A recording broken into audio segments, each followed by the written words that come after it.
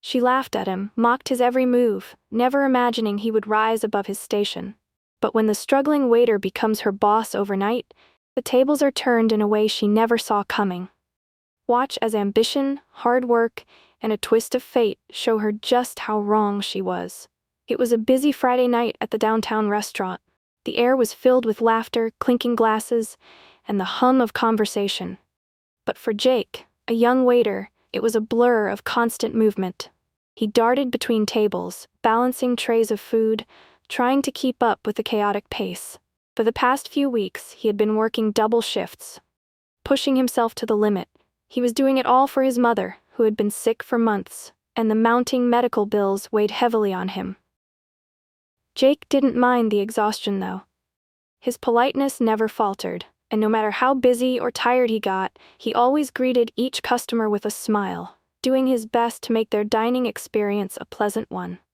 At one corner table, Karen sat, exuding an air of superiority. She was impeccably dressed, flipping through the menu, her face twisted into a frown.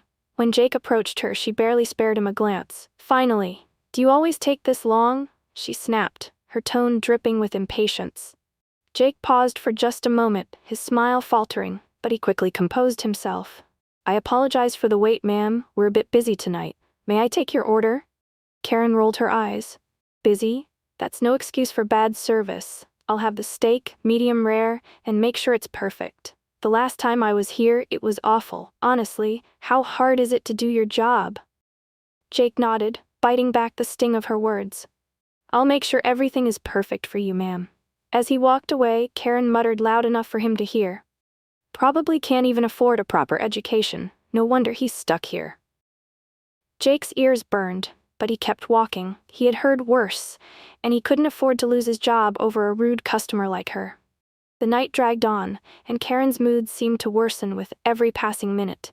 No matter what Jake did to ensure her satisfaction, it was never enough. She scrutinized every dish like a food critic with an inflated sense of superiority. The steak, which Jake had personally ensured was cooked to her specifications, was deemed too salty by her.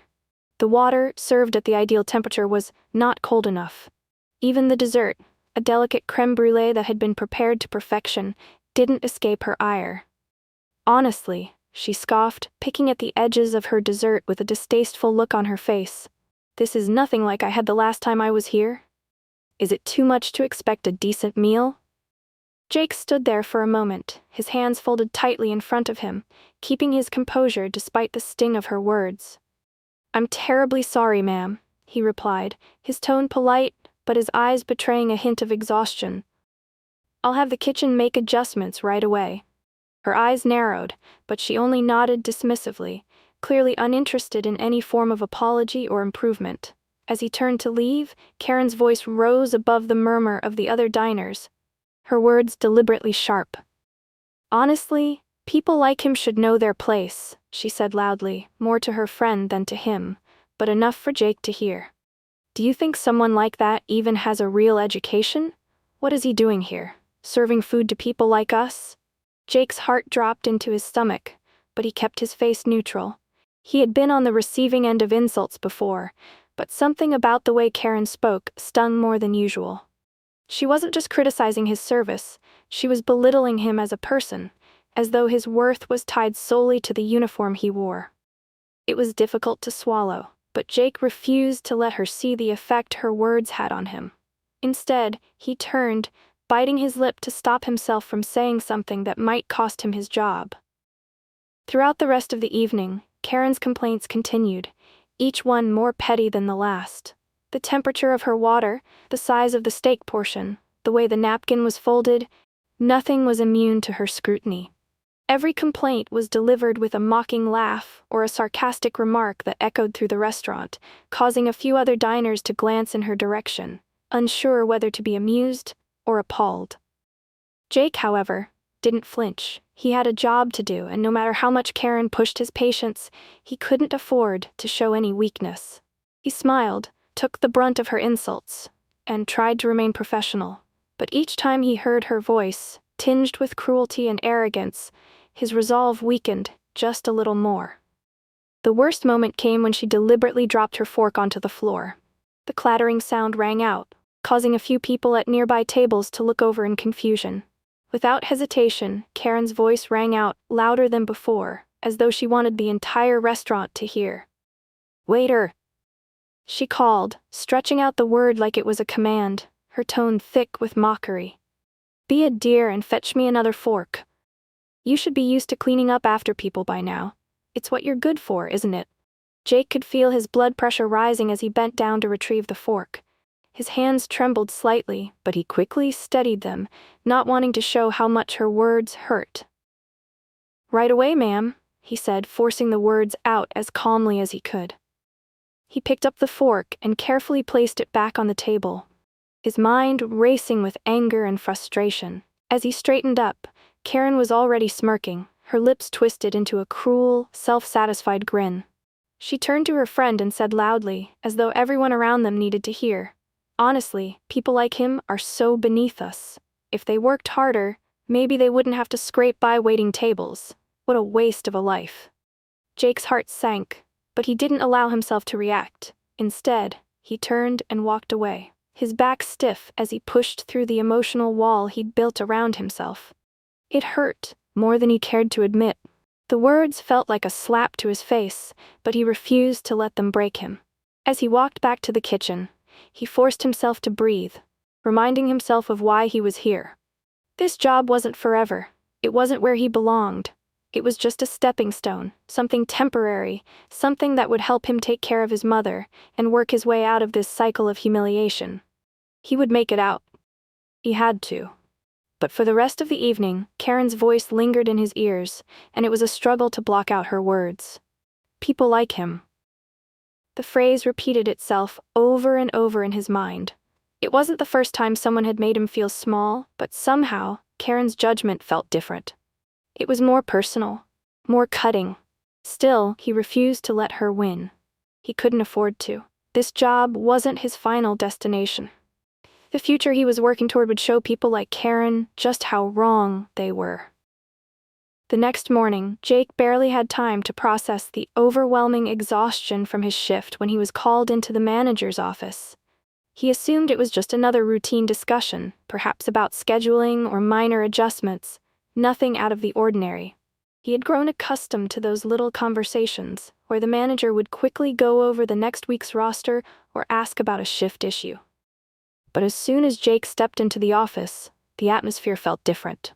The manager's expression was brighter than usual, and there was a warm smile on his face that immediately caught Jake off guard. "Congratulations, Jake," the manager said, his voice filled with genuine pride. "You've been promoted to assistant manager, and since I'm retiring next month, you'll be taking over as the general manager. Corporate's already approved the transition." Jake's mind froze for a moment. The words felt like a dream, surreal and impossible. He blinked, not quite believing what he had just heard. His hands gripped the edge of the doorframe as if to steady himself. "Really? Thank you. I don't even know what to say." The manager chuckled softly, clearly enjoying the moment. "You don't need to say anything. You've earned it, Jake. Your dedication hasn't gone unnoticed, especially with how hard you've been working. You've shown great leadership potential, and it's time for you to step into this role. I'm confident you'll do great things here." Jake's heart pounded in his chest. This was it. This was the breakthrough he had been waiting for, an opportunity to prove himself, to show everyone who had ever doubted him that he was more than just a waiter. He had always known he had the potential for something greater, and now the chance had finally arrived. "Thank you. I won't let you down," Jake said, trying to find his voice, trying to hold back the overwhelming rush of emotion that threatened to take over. He had dreamed of something like this for years, but never dared to think it could actually happen. The manager stood and clapped him on the shoulder, his smile sincere. "I know you won't. I've seen you work, and I've seen the drive you have. Now it's your time. I'm proud of you." As Jake left the office, his legs felt weak, as though the floor had dropped out from under him. The news was too big to fully grasp all at once. His mind raced, processing the magnitude of the change. The chance to be in charge, to manage this entire restaurant, it felt like a world away from the life of scrubbing floors and serving customers he had known for so long. As he stepped outside into the bright morning light, Jake felt a wave of determination surge through him. This wasn't just about climbing a career ladder. It was about taking control of his life and making sure that every sacrifice, every hour of hard work had led to this moment. He could almost feel the weight of his past. His mother's illness, the long shifts, the constant struggle, all of it had been a test to prepare him for this. And now, he was ready. The evening came, and Karen returned to the restaurant, her laughter and loud voice cutting through the air like a sharp blade. She strutted in with a group of colleagues, demanding the best table as though she owned the place. Jake, now dressed in a crisp suit and tie, stood by the entrance, greeting guests as part of his new role. The transformation was remarkable. No longer in the worn-out waiter uniform, Jake now stood tall, his posture straight, exuding confidence and professionalism. When Karen walked through the door, her eyes scanned the room, unaware of the changes in the restaurant staff. She was laughing loudly, her voice carrying across the room, completely oblivious to the transformation around her. But as soon as she spotted Jake standing at the entrance, her laughter abruptly stopped. She squinted at him, her eyes narrowing, trying to place the familiar face. For a moment she couldn't make the connection. Jake's calm, composed voice interrupted her thoughts. "Good evening, ma'am. I'm Jake, the general manager. How can I assist you tonight?" Karen's face went pale, and her eyes widened in disbelief as recognition hit her. The waiter. The one she had mocked and belittled only the night before. He was standing before her, dressed in an expensive suit and holding an air of authority that made her feel small. She stammered, completely caught off guard. "You're the waiter from last night?" Jake's smile was polite but unwavering.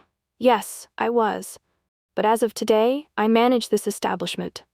He kept his tone even, refusing to let her see the satisfaction he felt. There was no need to rub it in. She had already been humbled enough. Karen stood frozen for a moment, her words caught in her throat. Her face flushed red as she tried to find something to say, anything to regain some semblance of control over the situation. I didn't realize. Congratulations." Her voice was shaky, and it was clear that her usual confidence had evaporated. Jake nodded, still maintaining his composure. "Thank you, ma'am. If there's anything you need, don't hesitate to let me know. We aim to provide excellent service to all of our guests." Karen's arrogance seemed to evaporate in an instant. She nodded awkwardly, her earlier bravado completely gone. She stood there for a moment, unsure of what to do, before finally taking her seat, barely speaking for the rest of the evening. The air between them was thick with discomfort.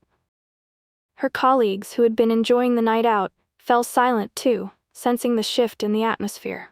Karen, who had once commanded attention with her sharp words and haughty laughter, now seemed out of place in the quiet, respectful environment Jake had cultivated. For once, it was her who felt small. As Karen walked out of the restaurant later that night, she couldn't stop thinking about Jake. She had always thought of him as just another struggling waiter, someone who would always remain in the background, someone beneath her. She had mocked him, ridiculed him for his position, never imagining that someone like him could rise above it all. But now, as she replayed the encounter in her head, she realized just how wrong she had been. Jake hadn't been just another waiter. He was a man with ambition, with drive. He had worked tirelessly for this moment, and now he was in charge. Karen couldn't ignore the fact that he had accomplished something she hadn't expected, something that made her feel small in comparison. For the first time in a long while, Karen was the one who felt humbled. For Jake, the promotion was more than just a career advancement. It was a statement, a declaration that hard work, resilience, and determination could push through even the harshest judgments.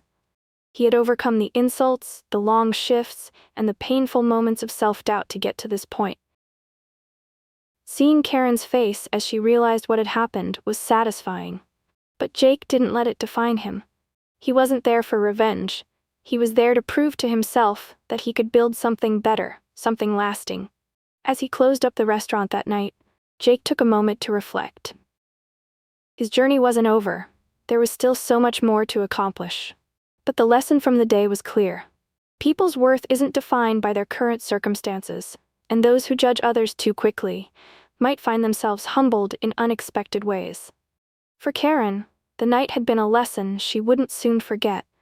And for Jake, it was another step toward the future he had always dreamed of.